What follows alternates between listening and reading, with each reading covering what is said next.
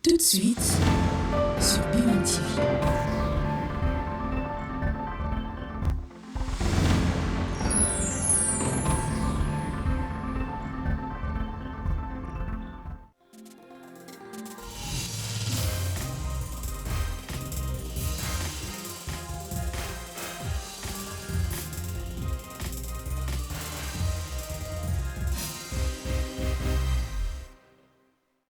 Mesdames, Messieurs, c'est parti pour cette nouvelle édition du journal dont l'actualité. La SADC convoque à Kinshasa du 27 avril au 1er mai prochain des réunions des consultations des hauts niveaux pour l'adhésion de la RDC au protocole régional clé. Ce mécanisme représente une étape déterminante pour l'intégration régionale accrue, la facilitation du commerce et la transformation économique au sein de la région SADC. Par ailleurs, cette initiative s'inscrit parmi les mesures prises par les dirigeants de la sous-région pour supprimer les obstacles au commerce, notamment ceux identifiés aux postes frontières stratégiques.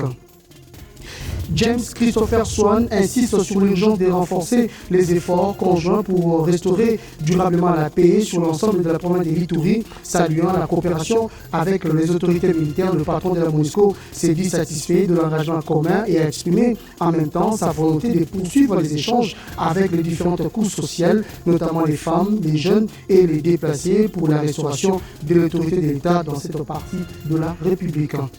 Et dans l'actualité également, après 3 jours de grève, les administratifs de la ville de Kinshasa ont obtenu gain de cause. Le gouvernement a instruit les banques commerciales de respecter strictement le calendrier des payes du mois d'avril et de corriger les anomalies à l'origine du retard. Ainsi, le comité de suivi de la paye a annoncé le déploiement d'équipes sur le terrain pour évaluer les processus des payes, suivre les traitements des réclamations et apporter aussi des solutions idoines.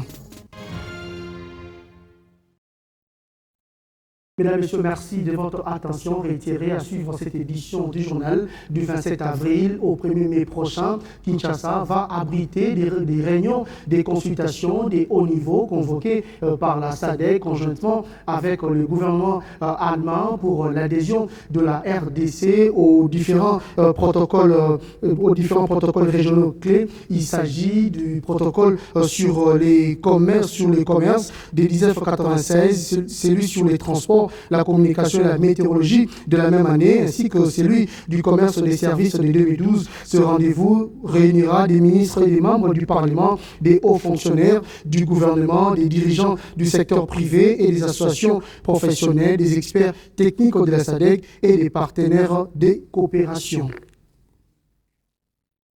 Et en marge de l'Assemblée plénière du Forum des parlements de la CIRGL prévu en juin prochain à Kinshasa, le président de l'Assemblée nationale, Aimé Bonji, s'est entretenu avec le secrétaire général de cette organisation parlementaire de la CIRGL, le docteur Deo Ousmane Mwapinga. Aimé Bonji et son hôte ont harmonisé les vues sur les préparatifs de cette rencontre qui sera organisée dans les contextes des tensions sécuritaires et des contraintes de coordination entre États membres de la conférence internationale sur la région des Grands Lacs.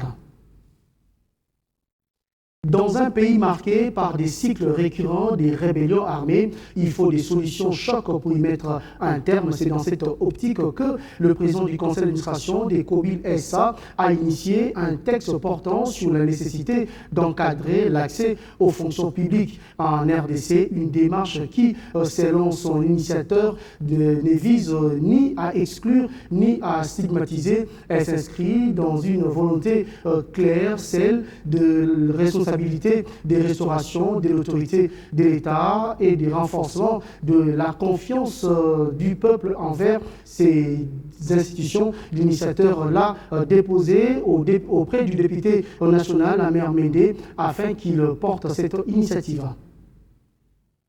Et si l'accès aux autres fonctions publiques en RDC passait désormais devant la justice? En pleine crise sécuritaire, une proposition choc relance le débat sur la responsabilité des anciens acteurs de rébellion. Un nouveau texte déposé auprès de l'honorable Lamer Mindou Malanga propose de durcir de règles. À l'initiative de l'ambassadeur Thierry Moussenepo Mototo, cette réforme vise les anciens membres de rébellions armées, désormais avant toute intégration dans les institutions par un processus de justice transitionnelle sera exigé. Selon cette proposition de texte, désormais, Tout Congolais qui va aller sur ce chemin dangereux, même s'il y aurait dialogue, il va subir la rigueur de la justice, conformément à notre Constitution, mais aussi aux accords internationaux de la RDC et l'UEC. Il y aura une enquête individuelle pour appliquer une justice transitionnelle sur chaque individu. Ainsi, avant de bénéficier d'une nomination élective ou nominative, les personnes vont subir une enquête où on va vérifier qu'elles n'ont pas participé d'une manière ou d'une autre à des actes de violation de droits de l'homme, où ils n'ont pas participé à des meurtres massifs des Congolais. Et le cas échéant, une réparation devra être faite aux victimes et une condamnation avec assortie d'une interdiction d'éligibilité ou de nomination à des fonctions publiques. Pour les autres du texte, il ne s'agit pas d'exclure, mais d'imposer un principe de responsabilité en conformité avec l'état de droit et les engagements internationaux de la RDC. Poursuivant sa mission en Ituri, le représentant spécial du secrétaire général des Nations Unies en RDC, James Christopher Swan, a insisté sur l'urgence de renforcer les efforts conjoints pour restaurer durablement la paix dans ces coins de la République, saluant ainsi la coopération avec les autorités militaires. James Swan, le patron de la MONUSCO, s'est dit satisfait de l'engagement commun et a exprimé en même temps sa volonté de poursuivre les échanges avec les différentes couches sociales, notamment les femmes, les jeunes et les déplacés pour la restauration de l'autorité de l'État.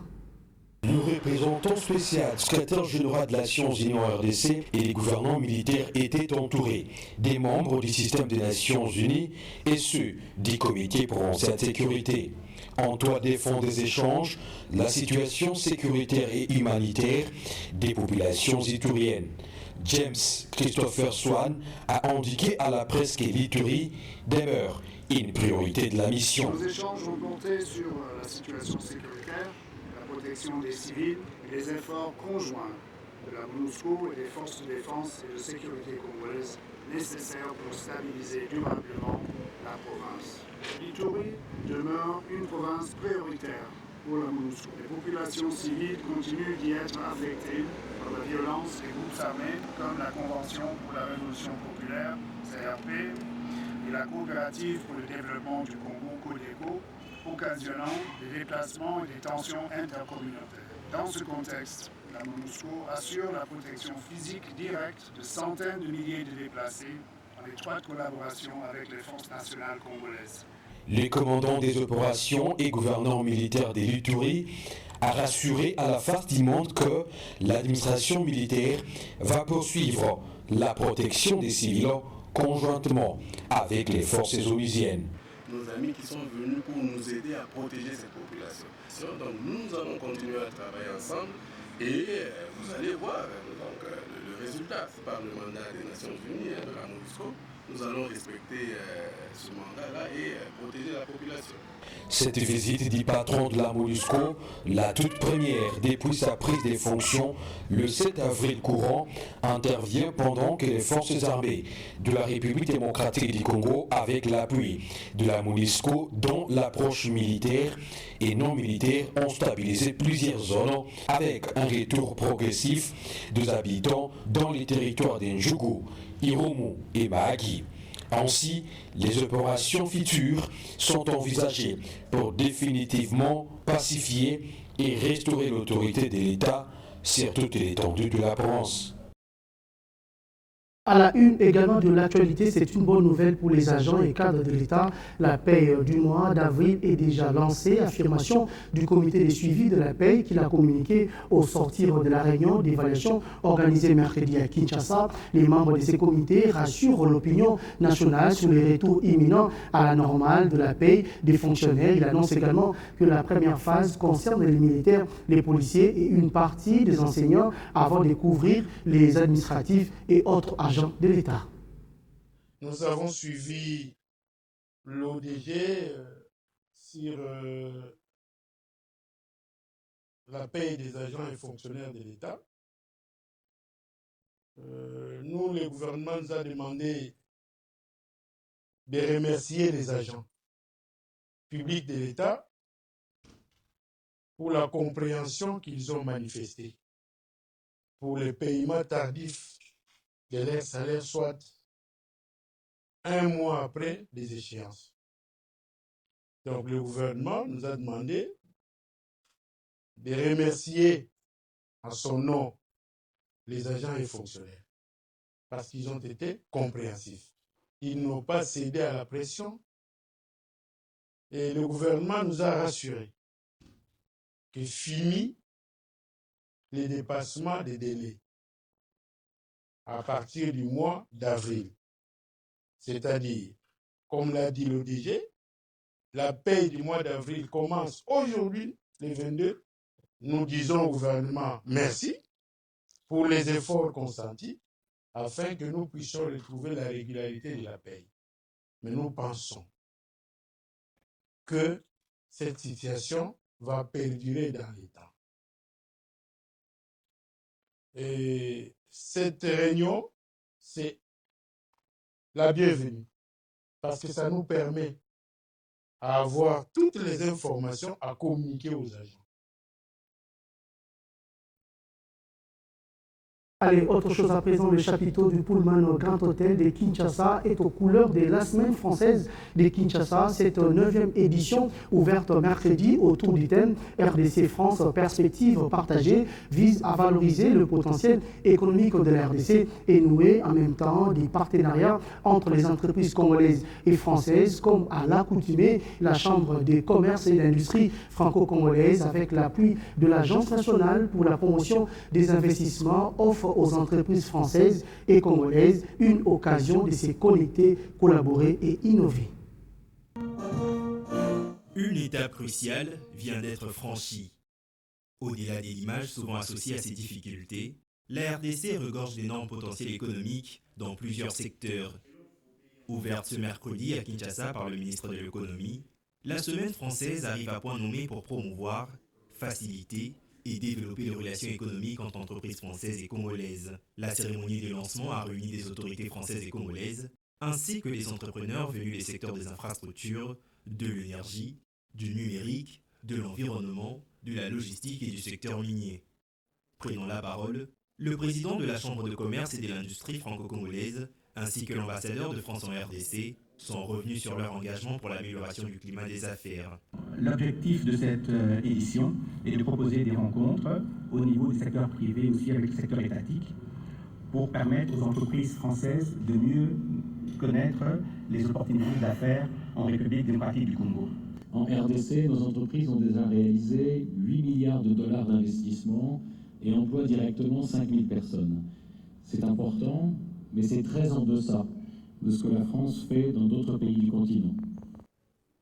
Dans son allocution, le ministre de l'économie a affirmé voir en la RDC un pays capable de transformer ses atouts naturels en puissance économique durable. Le 21e siècle sera celui des États capables d'organiser leurs ressources, de sécuriser leur énergie, de structurer leur industrie, de maîtriser leurs infrastructures critiques et d'attirer des financements de long terme. Il sera celui des pays qui sauront transformer les atouts naturels en puissance économique durable.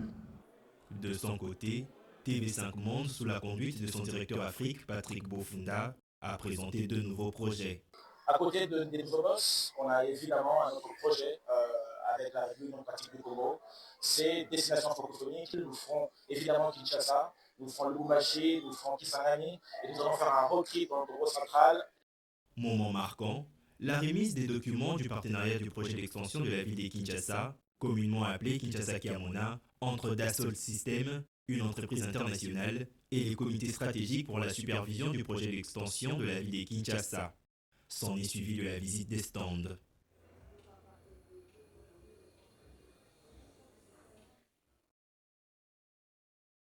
Socle indispensable à toute politique publique efficace, l'opération des cartographies s'impose aujourd'hui comme une étape clé vers un recensement fiable et une identification moderne de la population congolaise. C'est dans cette perspective que le directeur général de l'Office national d'identification de la population, Richard Ilungantumba, a reçu mardi à Kinshasa, à son siège, le directeur général adjoint de l'Institut national de la statistique. Objectif, faire le point sur l'état d'avancement de ces travaux stratégiques.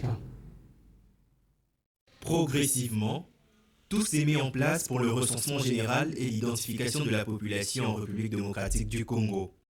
Pour preuve, la rencontre ce mardi entre le directeur général de l'Office national d'identification de la population, accompagné de son adjointe, et le directeur général adjoint de l'Institut national de la statistique. Au centre de l'entretien, la mutualisation de ressources entre l'ONIP, l'INS et la CENI, notamment en ce qui concerne la cartographie maîtrisée du territoire national. Pour le directeur adjoint de l'Institut national de la statistique, Jean-Pierre Mapoil, il s'agissait d'une rencontre stratégique pour faire le point sur l'état d'avancement des opérations. C'était un contact prévu dans le cadre de la mutualisation pour faire un peu les points sur ce que l'INS est en train de faire maintenant. Vous avez entendu que nous allons commencer bientôt dans la préparation du recensement, les opérations de la cartographie censitaire. Le directeur général de l'ONIP a rappelé la complémentarité organique de ces structures impliquées dans ce processus, soulignant la nécessité d'une synergie renforcée pour garantir la réussite de ces opérations d'envergure. Cette année, il y aura 2 grands projets qui seront réalisés, à savoir le recensement général de la population et de l'habitat et l'identification générale de la population. Ces 2 projets qui se complètent et les dirigeants de ces 2 structures ne peuvent aussi que se compléter. Une réunion de haut niveau avec les autorités des tutelles est prévue afin de finaliser les modalités opérationnelles de cette mutualisation. Une démarche qui devrait poser le base d'un système d'identification moderne, fiable et inclusif pour l'ensemble des citoyens congolais.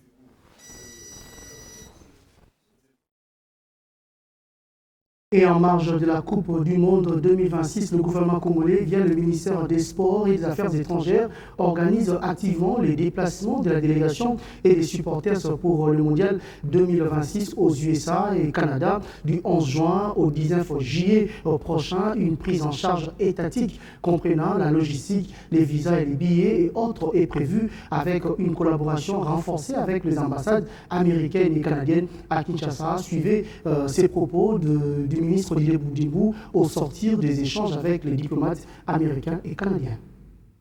J'ai fait le déplacement vers ma collègue, la vice-ministre des Affaires étrangères, parce qu'on avait une réunion avec le chargé d'affaires de l'ambassade des États-Unis et la chargée d'affaires de l'ambassade du Canada. Question de déjà préparer le déplacement de nos supporters et de tous ceux qui doivent accompagner l'équipe nationale, tant officielle et ceux qui ne le sont pas. La réunion elle a vraiment été très bonne et je profite de l'occasion pour lancer un appel parce qu'on voit qu'il y a beaucoup de tendances d'escroquerie sur le net, des gens qui demandent de l'argent ou qui prétendent avoir le contrôle sur la liste qui sera soumise pour les visas, pour faire le déplacement avec ne le pas. Cette liste n'est pas monnayée, il n'y a pas d'argent à payer, il n'y a rien du tout à part les personnes qui sont censées accompagner l'équipe, donc les supporters qui sont prises en charge par l'État congolais. Il n'y a pas un euro à débourser, il n'y a pas un franc congolais à donner, c'est l'État congolais qui prend en charge le déplacement, le logement, les billets et tout ce qui va avec.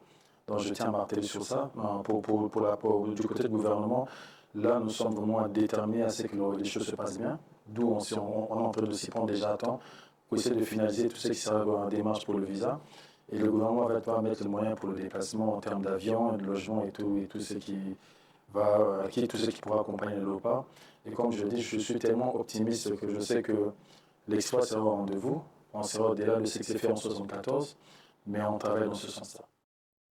Autre chose à présent dans le cadre de ces initiatives visant à renforcer la qualité de l'éducation, l'équipe de la mise en œuvre du TARD a organisé un café des presses à Kinshasa. Cette rencontre a réuni des journalistes qui avaient pour objectif de vulgariser cette approche après des professionnels des médias sur les enjeux liés à l'amélioration du niveau des élèves congolais.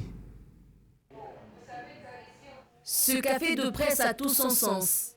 Il réunit autour d'une table journalistes et équipes en charge de la mise en œuvre de l'approche TARL composé notamment de l'UNICEF et Street Child.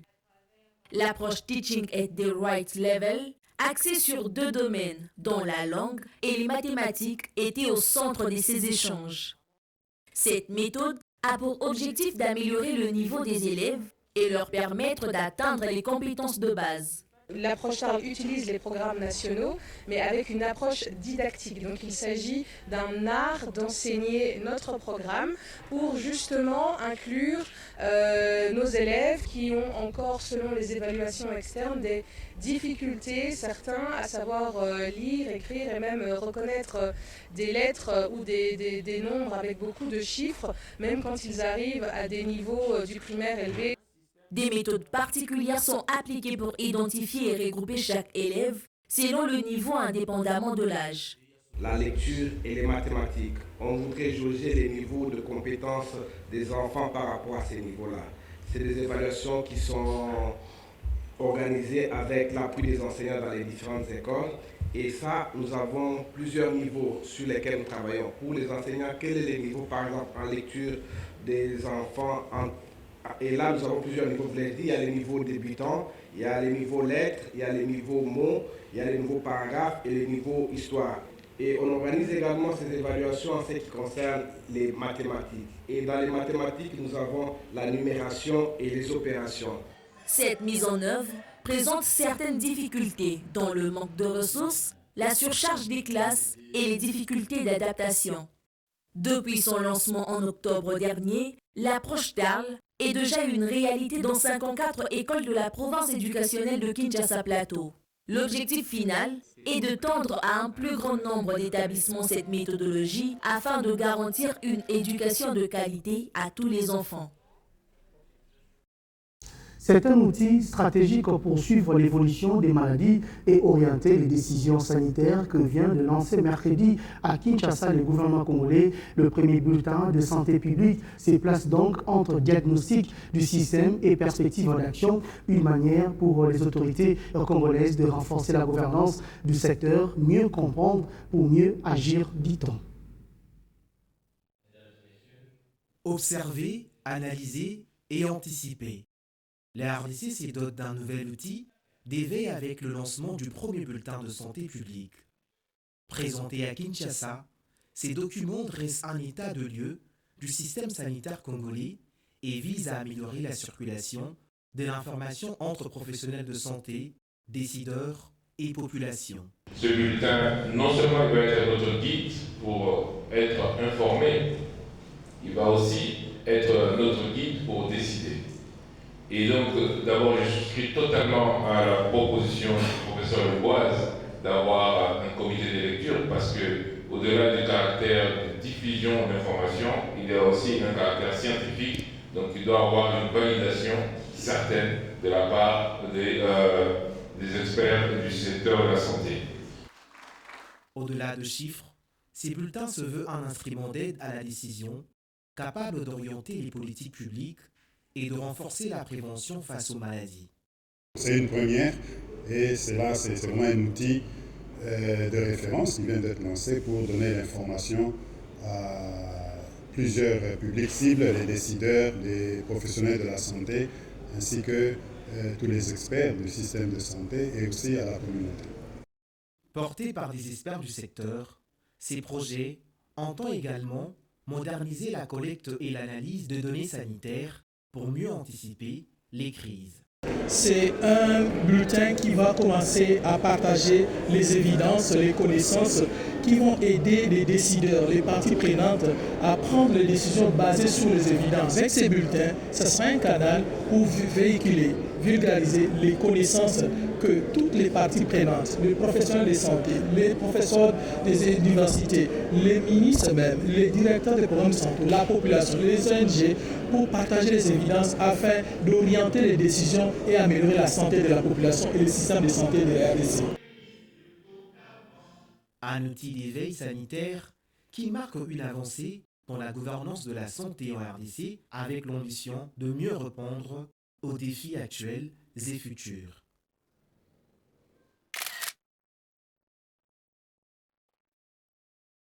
Déterminé à doter encore sa province, le Lualaba, des infrastructures routières et immobilières modernes, la gouverneure Fifi Masuka Saini a inspecté mercredi à Kolwezi l'évolution des travaux de l'avenue Mununga au quartier Jolicite Kazembe, situé à quelques encablures de l'hôtel du gouvernorat. Question de faciliter davantage la mobilité à la population congolaise locale. La modernisation urbaine poursuit son cours dans la province du Lualaba grâce à l'ingéniosité de la gouverneure Masuka. Le quartier Jolicite Kazembe se révèle aujourd'hui parmi les exemples partants. Les ouvriers s'activent à un rythme soutenu. Mercredi 22 avril 2026, la gouverneure du Lualaba a effectué une visite d'inspection sur l'avenue Mununga où elle a pu évaluer l'état d'avancement des travaux. Les avenues Kapulo, Kisanda, Moïse Tchombe et Assistant Nawesh, autrefois impraticables, poussiéreuses en saison sèche et boueuses pendant la saison des pluies, sont progressivement transformées en routes modernes. Financés par l'exécutif provincial, ces travaux améliorent sensiblement la circulation et augmentent la beauté de ces coins situés non loin du gouvernorat. Sur un projet global de modernisation de 10 km de voirie, plus de 50% sont déjà réalisés. La gouverneure de province a voulu s'assurer que l'exécution respecte scrupuleusement les clauses du contrat. Pendant la saison de pluie, il était très difficile et là nous voyons que la société est en train d'accélérer avec les travaux. Nous voulons à la fin de la saison sèche que tous ces quartiers soient totalement asphaltés. Nous voyons la couche qui est de plus de 10 cm. Donc c'est déjà une bonne chose. La gouverneure Marie-Thérèse Masuka a profité de sa visite pour encourager les habitants du quartier à s'inscrire auprès de la Société d'énergie du Lualaba afin de pouvoir bénéficier de l'électricité produite à partir d'énergies renouvelables. Cette descente s'inscrit dans une série de visites de terrain menées par l'autorité provinciale comme le recommande le chef de l'État Félix-Antoine Tshisekedi Tshilombo, qui veut que les gouverneurs des provinces soient beaucoup plus sur terrain que dans leurs bureaux climatisés. Prenons à présent ces communiqués d'obsèques du professeur Alphonse Njo Mvoma Ndonga Tsungu, éminent chirurgien cardiovasculaire et tropical congolais, décédé le 16 avril dernier en France des suites d'une courte maladie. De la lecture célèbre ces jours la journée mondiale du livre. Cette date du 23 avril est un événement mondial qui souligne l'importance capitale du livre dans le développement personnel et la compréhension d'autrui. À ces jours, lire un livre est devenu un fait rare, les numériques ayant pris les dessus. Nous reviendrons sur les statistiques des lectures en RDC, particulièrement à Kinshasa, dans nos prochaines éditions. Mesdames et messieurs, c'est sur cette note des livres que nous mettons un point final à cette édition du journal. Merci de l'avoir suivi. Bon après-midi à nous tous.